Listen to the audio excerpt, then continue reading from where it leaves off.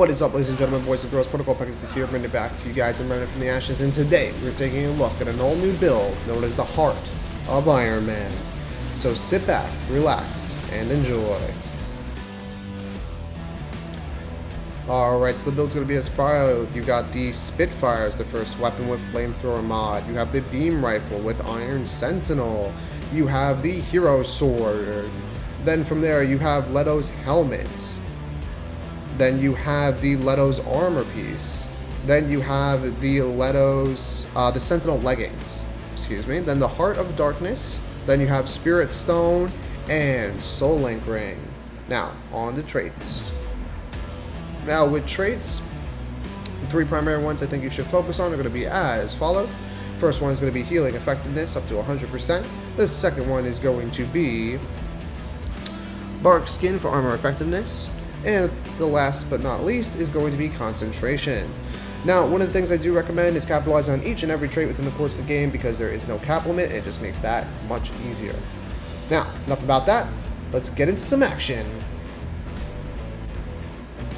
Alright, so we're in the Hidden Sanctum playing on Earth on Nightmare mode. I'm going to give you my overall breakdown of the build, my thoughts, why I picked what I did, and so on and so forth. So without further ado, let's go ahead and get into it. So, this build, hence the name, is supposed to reflect Iron Man, honestly, and it feels pretty damn near close. The reason I ended up picking the Beam Rifle is for the Repulsor Blast off of Iron Man itself. Capitalizing those Repulsor Blasts to be able to just blow your enemies away from a range, that was just really nice, so I just ended up utilizing the Beam Rifle to do just that. Then from there, I ended up utilizing the Spitfire to capitalize on the Flamethrower, and if a lot of you say, hey, Iron Man doesn't have a Flamethrower, then you need to go back and watch the first movie when he made his original suit, when he was captivated in the goddamn trenches of wherever the hell he happened to be kept, because he did have a Flamethrower in that suit. So we're kind of going for that particular theme.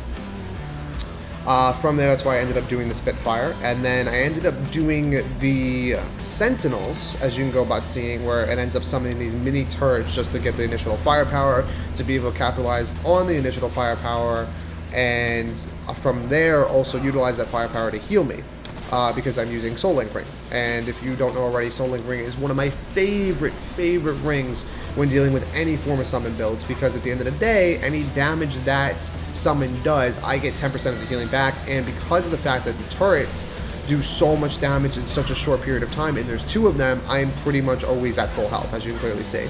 And since I'm using the Leto's armor set, I don't have to dodge because I can literally tank all forms of damage. Even if I wanted to dodge, I really can't because I'm too heavy.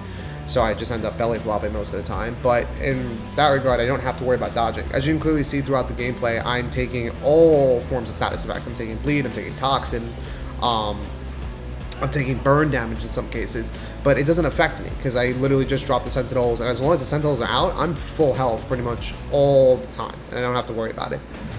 Yes, the build's going to be a little bit slower, but Iron Man was never really a fast-moving character to begin with. So in reality, that's quite alright, as long as I can go about tanking everything that happens to me in my wake. And literally when I say, oh, I can tank everything, I can tank everything. I can stand in explosions, I can stand in acid, I can stand in fire, I can pretty much, any form of status effect, you name it, as long as the turrets are out, I'm perfectly capable of handling all of it. I ended up going with the Hero Sword to give off an energy shockwave from a range. You'll see that later on within the course of the gameplay, but because I ended up doing that concept, it gives it more of an Iron Man-esque kind of feel to it, and that was really the closest thing I can get for like a melee type of range-based weapon, because that's really the only one that they really offer. There's one other one, but it didn't really fit the playstyle, so I just ended up going with the Hero Sword there, just because it looks cool. I ended up going with Heart of Darkness for the necklace, just for amplified damage output, because why the hell not? And then Spirit Stone to amplify mod generation. So that way I just always have my Sentinels up. I don't have much mod generation here, unfortunately, so I can't utilize my Flamethrower as much as what I would like to, but when I can utilize the Flamethrower, my god, is it so much damage. It applies, so you're applying the burn dot, you have two turrets continuously impact them, and then from there the Beam Rifle will apply the, I believe the radiation effect, which will lower their armor capacity by like half. So in that regard, you get a dot, you get significant damage, you get healing, and then you're also debuffing the target too. It's actually really good synergy. And on top of that too, since you're wearing the Leto set, you literally take no damage, and you don't have to worry about dodging. This set is perfect if you're someone that just doesn't really like to dodge, or just mechanically inclined to go about doing so, and you always end up dodging at the wrong time, or you end up running into a wall, or you end up just accidentally positioning incorrectly and you end up getting killed for it at the end of the day. That doesn't matter here. It literally doesn't matter.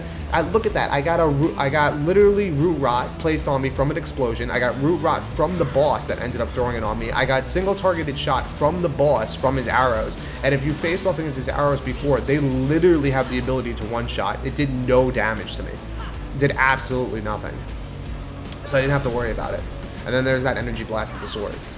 And then on top of that, I just get good wave clear with the sword as well, so I don't even have to really worry about too much. And because I'm wearing a heavier armor set, I can literally go in and just start hacking and slashing if I want to.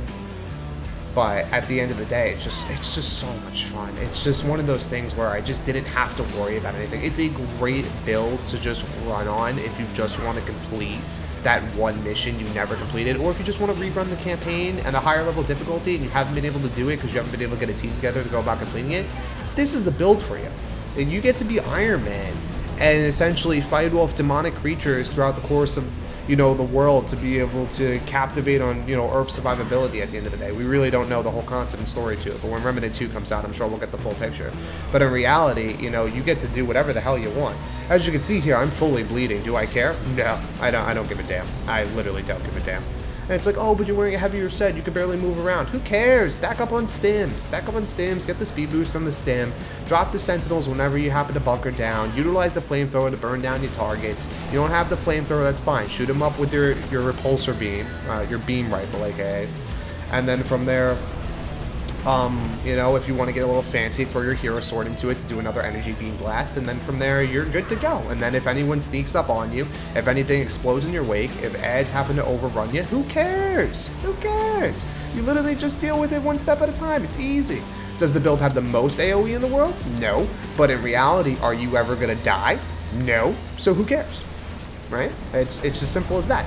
If you want a build that's fun, exciting, entertaining at the end of the day, and you can go about finishing the entire game at highest end content, then from there, by all means, go ahead and run this build. And you're probably saying to yourself, well, if you want to run it at higher end content, why are you recording this in Nightmare mode? I'm recording it in Nightmare mode because I don't have as much time as what I like anymore. So in reality, I don't have time to add an additional 10 minutes to the video because I happen to be running at a higher level difficulty. But I assure you, it can be run on Apocalypse. If you don't believe me, go ahead, test it yourself. Test it yourself, and then you let me know down below in the comment section if this build can be run in Apocalypse mode. And then when you tell me that it can, I want you to tell me what's good about the build, what you don't like about the build, what you would have changed, or honestly, what you love about the build, and let me know going forward what you want to go about seeing next. If you want more builds where you happen to be a Juggernaut and you don't want to worry about taking up any damage, then from there, by all means, let me know and I'll make more. You know, in reality, so it just works out that way. And some people can argue that this reflects more of a War Machine-esque build. It can. I kind of went back and forth with it. I was like, I can do War Machine or I can go about doing Iron Man. But at the end of the day, Iron Man just looked better in the title, you know what I'm saying? So, like, in reality, I just kind of went with that. But War Machine or Iron Man, you got Repulsor Blast, so stop complaining. So anyway, that's going to be pretty much it for me, guys. Let me know what you guys think down below in the comment section. And if you guys haven't already, don't forget to like, favorite, and subscribe. It really helps me out. And with that being said, I hope to see you guys real soon. Later.